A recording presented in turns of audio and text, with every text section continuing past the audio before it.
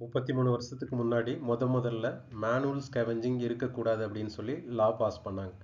But அது எஃபெக்டிவாக இல்லாதனால 2013ல் திரும்பவும் ஒரு பெட்டர் ஆக்ட் பாஸ் பண்ணாங்க.